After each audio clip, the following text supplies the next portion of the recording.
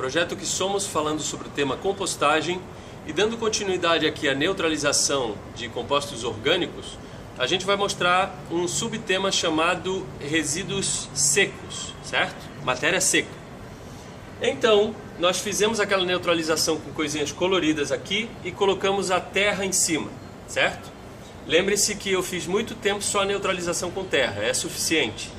Só que existem formas de neutralizar isso mais rapidamente e jogar elementos que vão ajudar esse processo a ficar mais acelerado, certo?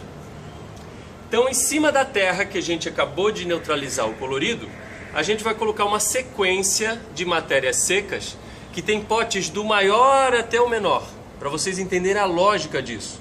E daí adaptem-se à sua necessidade ou à matéria seca que você consegue na sua região. A primeira matéria seca aqui, num pote bem grande, é a matéria seca que mais se assemelha à terra, certo? Então a varredura de folhas secas, certo? Então eu vou jogar aqui em cima, ó.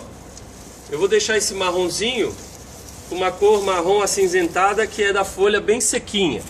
A folha seca, ela ajuda a secar e a servir de moradia para os micro-organismos e absorver a umidade do nitrogênio das coisas frescas, certo?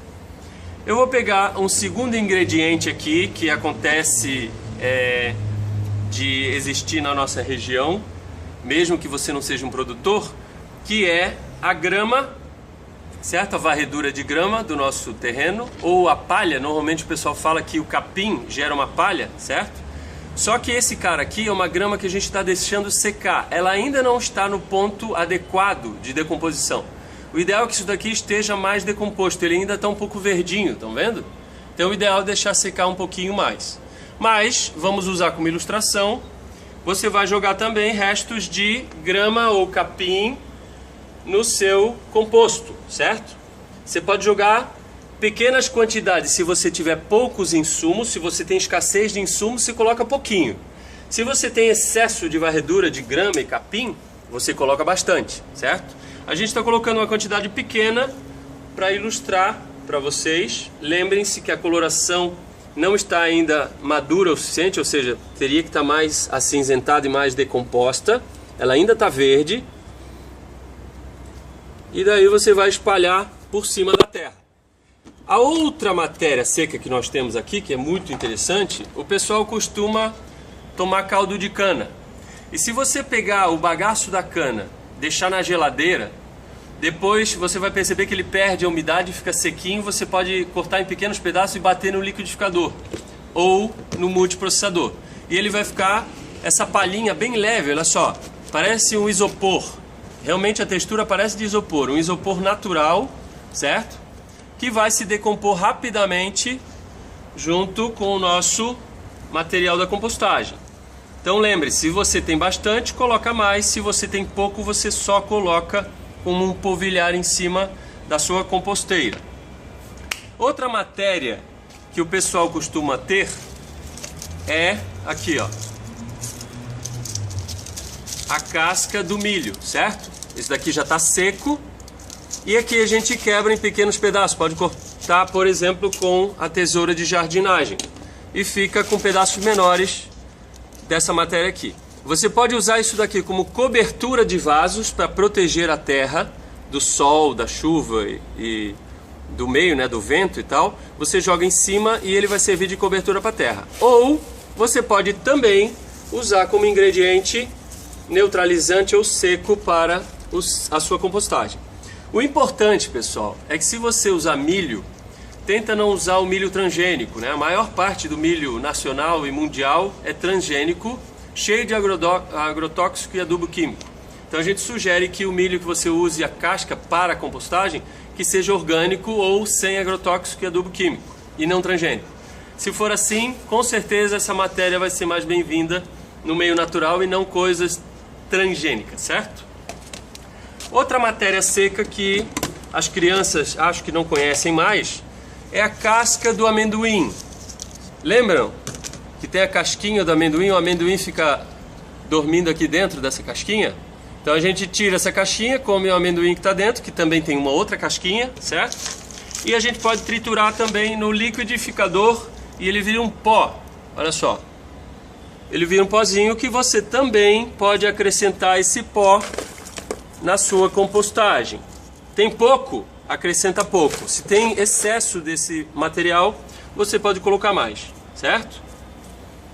Agora a gente vai para outra matéria seca, que é muito polêmica, porque você tem que ser cuidadoso, que é, por exemplo, pó de serra. Pó de serra seria o pó das madeiras, de uma madeireira, que normalmente doa, às vezes você tem que comprar esse tipo de material, só que tem que prestar atenção no seguinte: se essa madeireira corta nos seus equipamentos madeiras envenenadas, ou chamam de tratadas, esse envenenamento das lâminas e do ambiente onde fica esse pó aqui vai ser contaminado com o veneno das outras madeiras. Então o ideal é conseguir de uma madeireira que não utilize madeiras tratadas ou envenenadas, certo? Essa daqui a gente tem certeza que não recebeu veneno. Então você joga numa boa, sem medo. Se tem bastante, você coloca bastante. Mas no caso do pó de serra, você não coloca bastante, por quê? Fazer uma cobertura muito grossa de pó de serra pode criar uma lâmina, com a umidade vai criar uma lâmina que não deixa oxigenar direito o sistema. Então cuidem com o excesso de pó de serra, certo? Serragem maior, ou o cepilho, que são lascas um pouco maiores, daí você pode colocar uma quantidade um pouco maior. Mas o pozinho de serra, se você colocar muito, vai formar essa lâmina que prejudica a oxigenação do sistema, certo? Cuidado então com veneno e excesso. Outro cara que é muito interessante, vamos ver se vocês imaginam o que é isso. É a casca de ovo triturada. Para quem come o ovo, né, você aproveita a casca, coloca no liquidificador. No multiprocessador isso daqui fica mais um quebradinho um pouco maior. E você pode, se não tiver equipamentos, você quebra na mão e joga ali. Só que quando você quebra na mão, os pedaços ficam maiores. E quando você quebra no liquidificador ou no multiprocessador, você faz ficar um pozinho de casca de ovo, certo?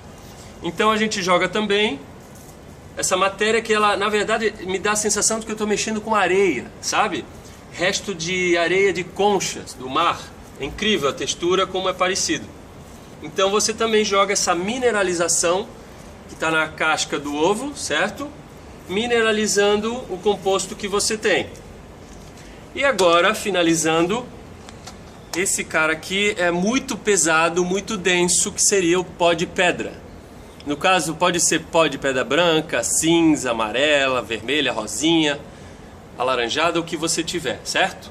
E aqui a gente fez um dispositivo que tem uma telinha de mosquito, certo? De nylon, bem resistente. E daí eu segurando aqui, né? Tem um elástico de cabelo de mulher aqui para segurar a telinha. Eu vou jogar um pouquinho desse pó. Um pouquinho desse pó como se você estivesse temperando de sal ou um tempero por cima da compostagem. Ah, mas você colocou pouco pó. Não coloque demais. Se você colocou muito pó de pedra no sistema, você acaba alcalinizando demais o sistema. Ou seja, ao invés de ficar ácido, ele vai ficar muito básico, certo? Então a alcalinidade vai acabar prejudicando também a compostagem.